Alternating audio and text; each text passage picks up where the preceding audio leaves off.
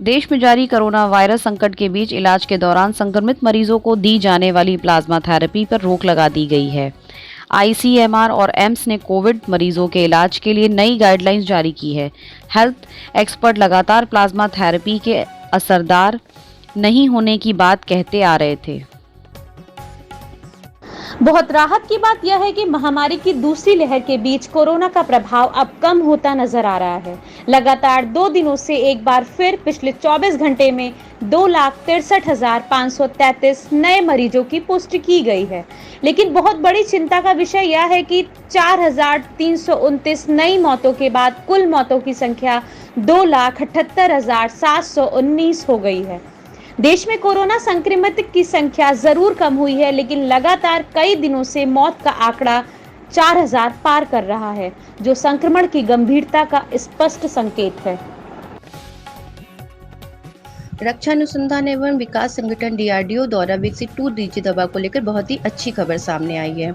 Reports के अनुसार oxygen support पर रखे गए 42% मरीजों को 2DG दवा की 2 खुराक देने के बाद ही ऑक्सीजन सपोर्ट से हटा लिया गया है और उनमें सुधार देखने को मिल रहा है।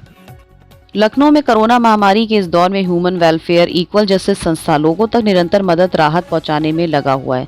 संस्था के सदस्य राजधानी के विभिन्न कोरोना अस्पतालों में इलाज करा रहे लोगों व उनके परिजनों के बीच खाना पहुंचाने के साथ साथ अन्य समस्याओं के निदान में जुटे हुए हैं। संस्था ने 500 लोगों को भोजन का पैकेट वितरण किया।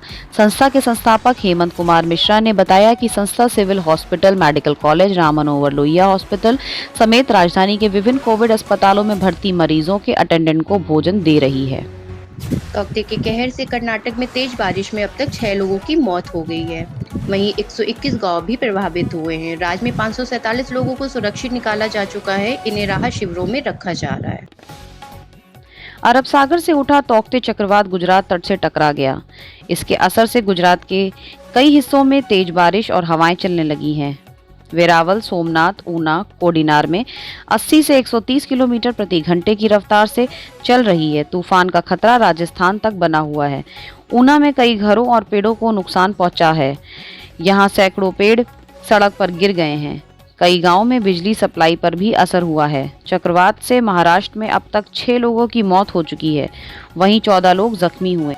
पद्मश्री से सम्मानित और इंडियन मेडिकल एसोसिएशन के पूर्व राष्ट्रीय अध्यक्ष 62 वर्षीय डॉक्टर के अग्रवाल का कोविड-19 से संक्रमित होने के बाद निधन हो गया। उन्हें एम्स दिल्ली में भर्ती कराया गया था। अग्रवाल पिछले सप्ताह से वेंटिलेटर सपोर्ट पर थे। कोरोना संक्रमण के जो आंकड़े सरकार की तरफ से सामने आ रहे हैं, वो एक सुखद राहत की खबर हो सकती है, लेकिन विशेषज्ञों और जानकारों के अनुसार सरकारी आंकड़ों को बराबर छुपाया जा रहा है। सही तस्वीर पेश नहीं की जा रही है। अब तो सरकार के हिसाब से ही कई दिनों से मौत का आंकड़ा बढ़ता जा रहा है। इसलिए गंभीरता को समझते हुए लापरवाही बहुत महंगी पड़ेगी। आंकड़ों का खेल पुराना है, जमीनी हकीकत पर देखकर पूरी सावधानी बरतनी होगी। कोरोना के बाद अब ब्लैक फंगस तेजी से पैर पसार रहा है। ऐसे में कालाबाजारी करने वाले अब ब्लैक फंगस की दवाओं की कालाबाजारी में लिप्त हो गए हैं। अधिकतर दवा की दुकानों से ब्लैक फंगस में इस्तेमाल होने वाली दवाएं गायब हो गई हैं और कालाबाजारी करने वाले इन दवाओं को अधिक मनमाने दाम पर बेच रहे हैं। लेकिन शासन प्रशासन द्वारा कोई कड़ाई न करने से ऐसे लोगों को और भी अधिक प्रोत्साहन मिल रहा है। दिल्ली के करीब सभी गांवों में कोरोना दस्तक दे चुका है और गांवों में रोजाना बड़ी संख्या में ग्रामीणों की मौत हो रही है। इस कारण ग्रामीण भयभीत हो गए हैं और अधिकतर गांवों के ग्रामीण कोरोना से पार पाने के लिए वैक्सीन लगवाने के लिए हाथ पैर मार रहे हैं, लेकिन ज्यादातर ग्रामीणों से वैक्सीन दूर है और वैक्सीन लगवाने के लिए भटक रहे हैं। दुनिया के कई एक्सपर्ट्स दावा कर रहे हैं कि कुछ वैक्सीन कोरोना के नए भारतीय वेरिएंट के खिलाफ ज्यादा असरदार नहीं है, लेकिन इस बीच अमेरिका के वैज्ञानिकों ने दावा किया है कि फाइजर और मॉडर्ना की वैक्सीन फाइजर भारत में कोरोना के 2 नए वेरिएंट के खिलाफ भी काम करती है। अपोलो हॉस्पिटल की संयुक्त निदेशक संगीता रेड्डी ने ट्वीट करके बताया कि यह बताते हुए खुशी है कि अपोलो हॉस्पिटल ने भारत में इस्तेमाल की इजाजत पाने वाली पहली विदेशी वैक्सीन स्पुतनिक वी के लिए डॉक्टर रेड्डीज के साथ साझेदारी की है। इसके साथ ही हमें लोगों के टीकाकरण के लिए 1 महीने में 10 लाख से अधिक खुराकें मिलेंगी। टीकाकरण के लिए सरकार द्वारा जारी दिशानिर्देशों का पालन किया जाएगा, जिसमें कोविन पर पंजीकरण शामिल है। प्रधानमंत्री नरेंद्र मोदी आज कोरोना संक्रमण के सर्वाधिक मामलों वाले राज्यों के जिलाधिकारियों से बातचीत करेंगे। इस बैठक में कर्नाटक, बिहार, असम, चंडीगढ़, तमिलनाडु, उत्तराखंड, मध्य प्रदेश, गोवा, हिमाचल प्रदेश और दिल्ली के अधिकारी हिस्सा लेंगे। उसके बाद 20 मई को प्रधानमंत्री 10 राज्यों के 54 जिलों के शीर्ष अधिकारियों के साथ बैठक करेंगे। यूपी के ग्रामीण इलाकों में कोरोना ने तेजी से अपने पैर पसार लिए हैं। गांव में तेजी से संक्रमण फैलने पर इलाहाबाद हाई कोर्ट ने भी चिंता जाहिर की है। इससे बड़ी एक याचिका पर सुनवाई करते हुए हाई कोर्ट ने योगी सरकार पर तल्ख टिप्पणी की है। हाई कोर्ट ने कहा है कि उत्तर प्रदेश के गांव छोटे कब्जों में चिकित्सा सुविधाओं की स्थिति राम भरोसे है। गैर सरकारी संगठन association for democratic reforms (ADR) ने सुप्रीम कोर्ट में याचिका दायर कर मुख्य चुनाव आयुक्त और चुनाव आयुक्त की नियुक्ति की संवैधानिक वैधता पर सवाल उठाए। कहा है कि नियुक्ति प्रक्रिया उचित न होने की वजह से चुनाव आयोग की निष्पक्षता को लेकर शंका पैदा होती है। लखनऊ जन कल्याण महासमिति की ओर से आदिलिंग रिंग रोड स्थित समर्पण वृद्धाश्रम में आयुर्वेदिक काढ़ा, दवाइयां आदि औषधि वितरित कराया जा रहा है, जिससे वृद्धावस्था में बुजुर्गों में इम्यूनिटी बनी रहे।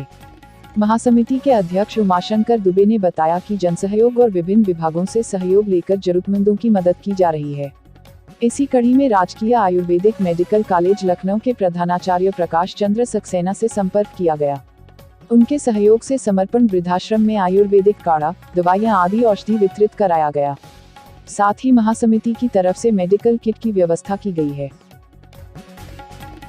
महाराष्ट्र के तट के निकट चक्रवाती तूफान में फंसा भारतीय जहाज P-305 समुद्र में डूबने की सूचना सामने आई है। यह हादसा मुंबई से 175 किलोमीटर दूर हीरा ऑयल फील्ड्स के पास हुआ है। भारतीय नौसेना ने अरब सागर में आए चक्रवातीय तूफान तौक्ते के कारण समुद्र में अनियंत्रित होकर बहे एक बजरे पर सवार 146 लोगों को बचा लिया है और 561 लोगों को रेस्क्यू करना अभी बाकी है। रिजर्व बैंक ऑफ इंडिया ने ऑनलाइन मनी ट्रांसफर की सुविधा कुछ घंटों के लिए बाधित होने की जानकारी दी है। 23 मई को ऑनलाइन मनी भेजने में असुविधा हो सकती है। आरबीआई के मुताबिक NEFT के जरिए पेमेंट सिस्टम 23 मई को 14 घंटे के लिए बाधित रहेगा।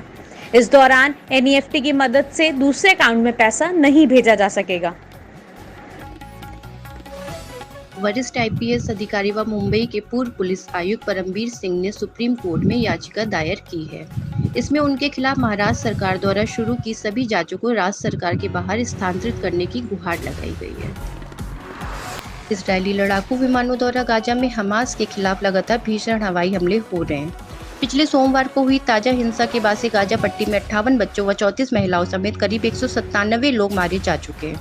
इजराइल में भी 2 बच्चों समेत 10 लोगों की मौत की सूचना है। कल करीब 10 मिनट तक हुए धमाकों से गाजा शहर का उत्तर से दक्षिण का इलाका थर्रा उठा।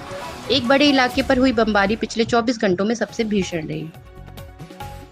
अमेरिका के राष्ट्रपति जो बाइडेन ने इजराइल के प्रधानमंत्री बेंजामिन नेतन्याहू के साथ तीसरी बार फोन पर बातचीत की। बाइडेन लगातार संघर्ष विराम को लेकर जोर देने में लगे हुए हैं।